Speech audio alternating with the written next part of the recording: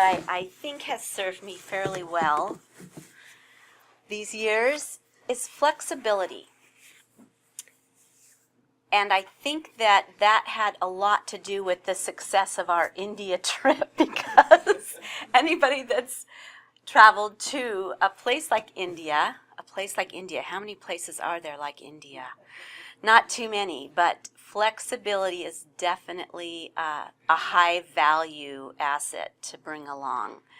And we had a remarkable time. I'm going to tell you a little bit about that. First, I do want to start with a small couple paragraphs here in light of what happened in Seattle at SPU. I want to just acknowledge that tragedy and share this thought with you. Seek my face, and you will find fulfillment of your deepest longings. My world is filled with beautiful things. They are meant to be pointers to me, reminders of my abiding presence.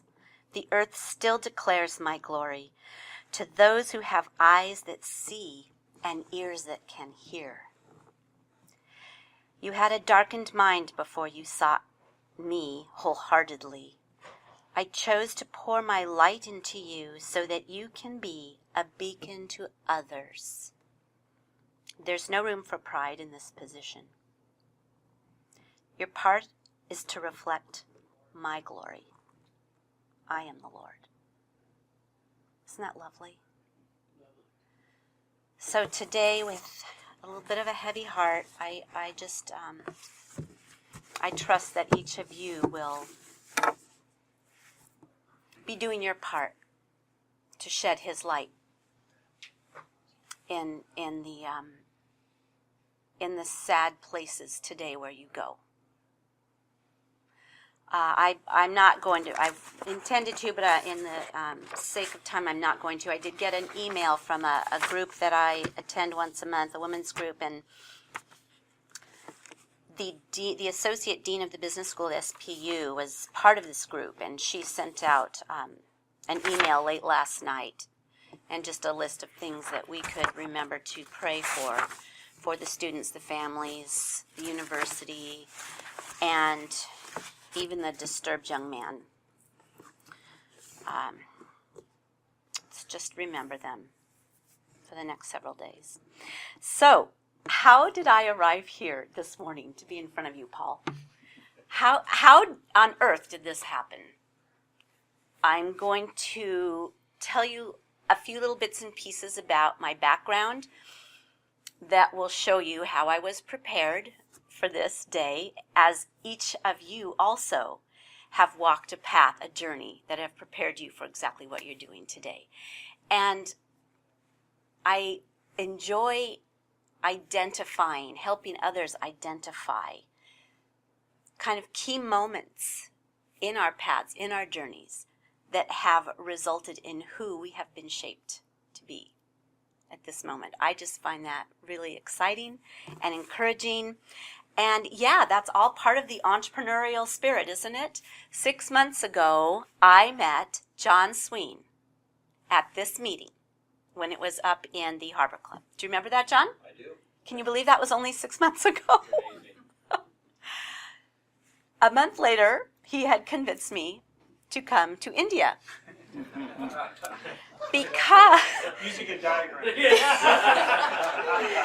Because there was such overlap in our personal stories and our spiritual stories and in our personalities. And he seemed to think that my story would fit well with his goals for the International School of Entrepreneurial Leadership, which he founded a few years ago. And I just had the privilege of being included in that wonderful experience. So we'll hit on that more a little bit later. On March 4th, Greg, my husband, and I boarded a Delta Airlines jet to India. Greg was also included to teach business ethics at the university in Indore. So it was really fun sharing that trip, that experience with my husband. And he could only stay 2 weeks because he, is the breadwinner. And I stayed on for another month and did some traveling, developed some relationships with amazing people there, and then finished up teaching alongside John and a few other folks in Lucknow, which is the capital city of Uttar Pradesh, the most populous state in India, and I think the most diverse as well in terms of geography. It's a city of about 3 million people. I believe Indore was a city of 7 million people, 70 universities in that city, and I had a full immersion into Indian culture there. I got to ride on the back of an Activa motorbike with some of our students, and just had a really fantastic time. So I wasn't sure what to expect, and I also wasn't sure if this was going to be a good investment of my time and money. 6 weeks. That's a lot. The trip is not inexpensive. The stay through the 6 weeks was expensive. I had no doubt that I had to go and do this. I was very firm in that conviction, but it was one of those uncertain things you walk into wondering what is going to be accomplished through this. So when John asked me for a theme this morning, I thought about my horror, probably one of my chief fears. My biggest fear next to sin itself is waste. No waste. Nothing is wasted in life and in business. And all of you are motivated people. You got up to come here this morning. You know that. You know that waste can be your enemy. And you steward your resources carefully. How do we define waste? I Googled this, or I actually went on dictionary.com. To waste is a verb. To consume, spend, or employ uselessly, or without adequate return. Used to no avail or profit. To squander. To fail or neglect to use. To waste an opportunity. To destroy or consume gradually, wear away, to wear down or reduce in substance, health, or strength, to emaciate or enfeeble. Isn't that an amazing word? I've never heard that word. Enfeeble. To destroy, devastate, or ruin. So how many of you are like me? You think of productive ways to use your time when you're stuck in traffic. Be honest. Anybody? Okay, I knew it. Do you run numbers on your phone when you're on hold waiting for somebody to pick up? Yeah, right? Do you plan a vacation around the other responsibilities or commitments or obligations so that you can kill several birds with one stone? Yeah, look at, see? I am at home in this group. I love this. Ecclesiastes has a really great discussion of time. Book of Ecclesiastes, chapter 3. Everything has a season and a time to every purpose under heaven.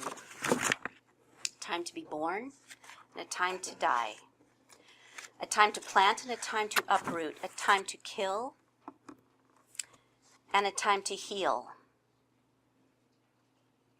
And I'm thinking of our dear campus across the water. A time to tear down and a time to build. A time to weep and a time to laugh. A time to mourn, a time to dance. A time to embrace, a time to refrain. A time to search and a time to give up. A time to tear and a time to repair. A time to be silent and a time to speak. A time to love, a time to hate. A time for war and a time for peace. Everything is appropriate in its time. So I'm not sure when I became OCD about time. As I said, I consider waste my second enemy, but it's really mostly in reference to time. Maybe it was quite early on when money was so tight at home, Growing up on a fruit ranch in the Santa Clara Valley foothills, we rationed everything. Trips into town, school clothes, and of course shoes. With 3 daughters, we shared. Even our daily water consumption. And that was due to the small water pump down in the creek bed that had to push our household water up to the top of the hill where it was stored in the tank, and then by gravity flow was ushered down into the house for our daily use.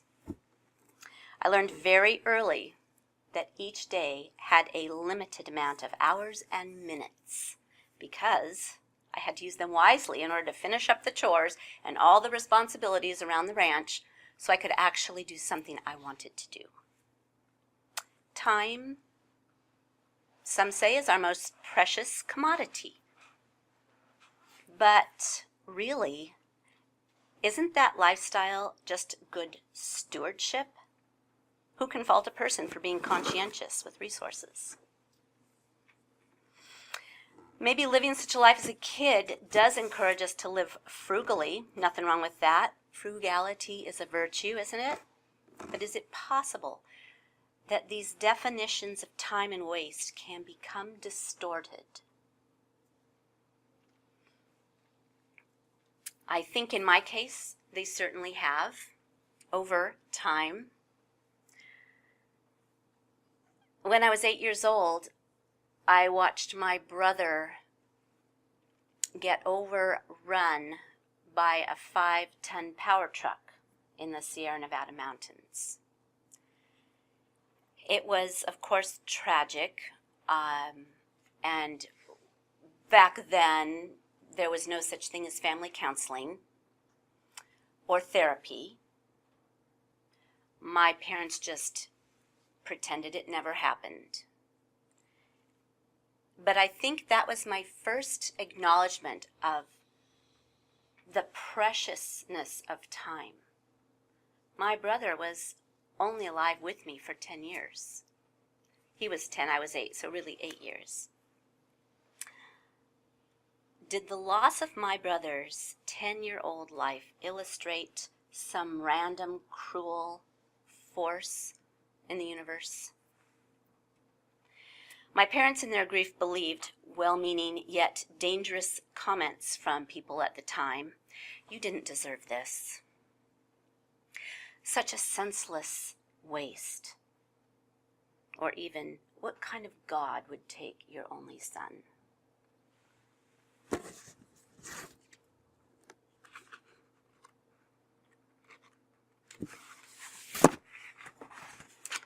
As the surviving child of the tragedy, I witnessed this in real time, we would say today.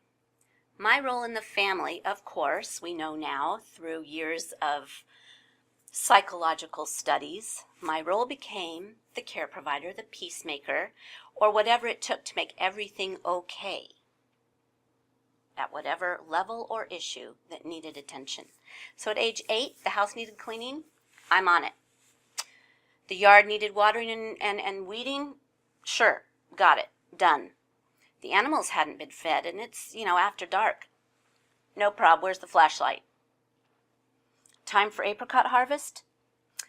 Okay, yeah, I'll manage hiring the crew this summer. Because when I stood at the top of that snowy hill, and I watched my brother slide underneath the wheels of that 5-ton power truck, a warm, tender, yet very strong voice enfolded me and said audibly, "It's all right, Jill. I'm here. I have you." You know whose voice that was, don't you? It was all right. I believed what I heard. What I had been told audibly, I was convinced that all things do work together for those who love the Lord and are called according to his purpose.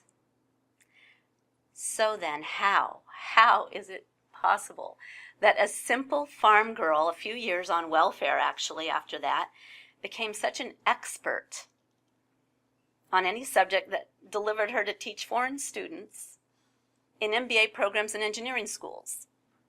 How is that possible?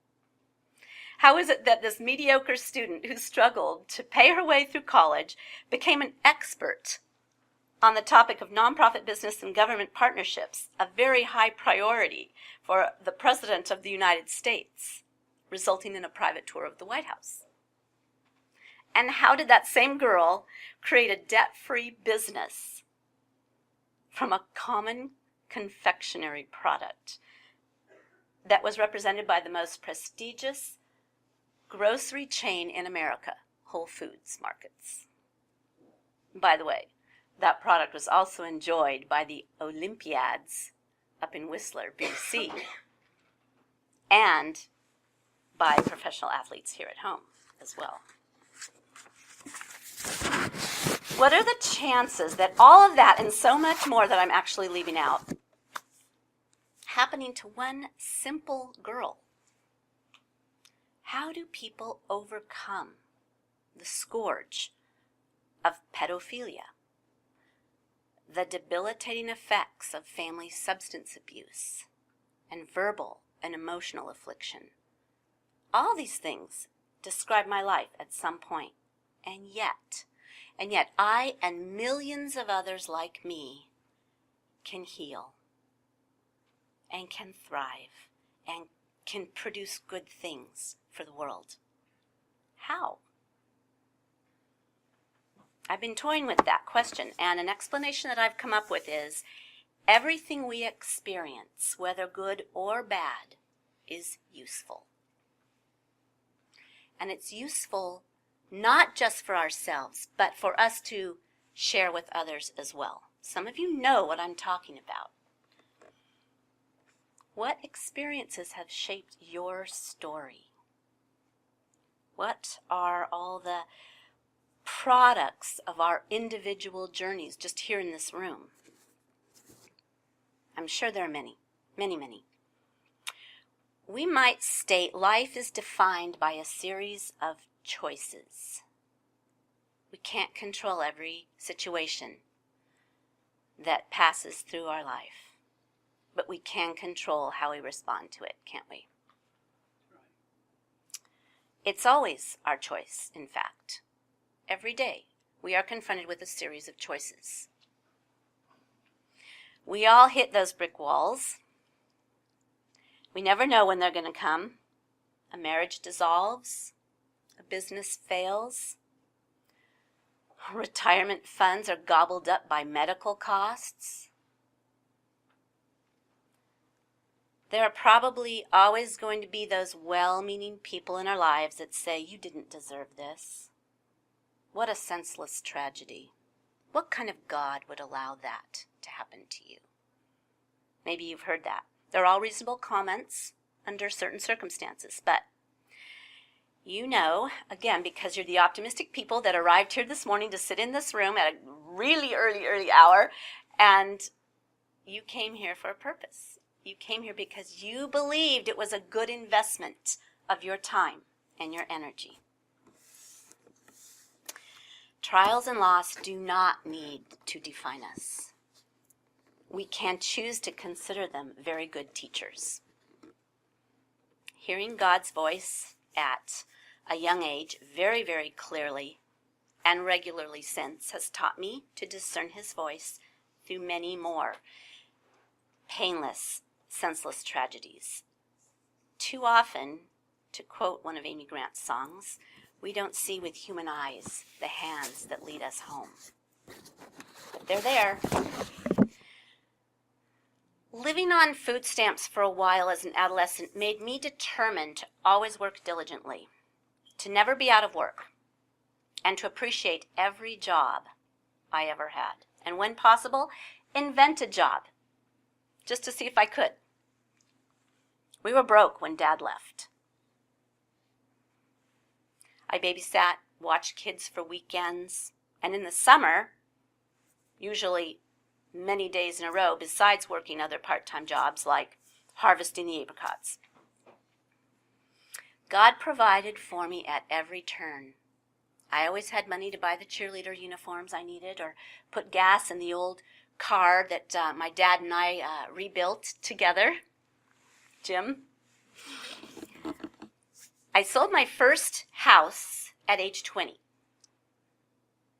It was a house that our family built on our property in Los Gatos, California, from the dirt up. I learned when I can't trace his hand, I can trust his heart. If you've heard that line, also from a song. Because there we were, sweating it out. Many years, actually, not just this one house, but many other projects. In the very warm sun, sometimes pouring rain. But I learned how to pour and level concrete, lay foundation, frame up stud walls, nail down subfloor, install baseboard heaters, cut, lay, grout, any kind of tile, any shape, any size, install ceiling joists and insulation, which I hate, roll out tar paper and shoot on cedar shakes on just about anything. My biggest regret was not learning plumbing. Because now we have rental properties, and every time there's an issue, I've got to pay somebody to fix it. I hate that. All that physical labor my father made me do now serves me well in our business. It was a gift. There's nothing I'm afraid of when it comes to construction. That wasted time, I considered it when I was young. It now pays me every month. And then there were the so many nonprofit and volunteer positions I held that to some family and friends looked like a waste of my ability. With my skills and work ethic, I heard, "You could run a company. What are you doing down there at the church all the time?" But the one who called me according to his purpose made it quite clear. My skills and time were best spent investing in people and projects geared toward eternal results, rather than the temporary honor and riches that will not follow me to my eternal home. So all the years of nonprofit work in museum administration and ministry actually made it possible for me to enroll in a very specialized graduate program at Seattle U. They were one of 2, 14 years ago, in the country that offered a master's degree in nonprofit leadership and management. They took about 18 students a year, and I got to be a part of that in their second year. It's fantastic. From that, I founded a nonprofit called We Care Northwest, which was designed to encourage and assist grassroots community organizations, side door ministries for churches, and just general faith-based work to be more productive, more efficient, better organized in every manner. I had a few grants, in fact, to teach in multiple states, and then I joined World Vision at the headquarters in Federal Way. And I was hired to develop a new department there for our partner organizations and churches at the community level with the government agencies at the state level. I planned and hosted 3 major regional conferences in Seattle, bringing out a representative from the White House that I had developed a relationship with. Stanley Carlson Tees actually wrote the foreword to my book, which is a great honor. And all this effort was the foundation of that book, which was something I argued with God about for more than a year. I don't have time to write a book, I told him. He would wake me up at night. I'd have to go down to the computer and write out all of the thoughts that were swirling around in my brain just so I could get back to sleep. You know, Pastor. Okay. Well, never dreamed anything would come of it. The Wednesday before Thanksgiving weekend, I shot up a book proposal, didn't know what that was, went to SPU, did the writers' conference, found out what a book proposal was, drew one up over 6 months' time, about 50 pages, sent it down to Jossey-Bass. I figured I would get out of that obligation if I at least made the attempt to get the book published. Well, Jossey-Bass, of course, was, I think still is, the leading publisher of nonprofit material in the world. and their headquarters at the time was in San Francisco. Went to Kinko's, copied off a couple. I put one book proposal in an envelope the day before Thanksgiving, sent it down, thinking, okay, that's done. Now I can sleep at night. I'll just put this all behind me. Monday. This is early internet age, remember. Monday. There was an email from the publisher saying, when can you come to San Francisco? We want to do your book. I was furious. God, you know I don't have time to write a book. What in the world?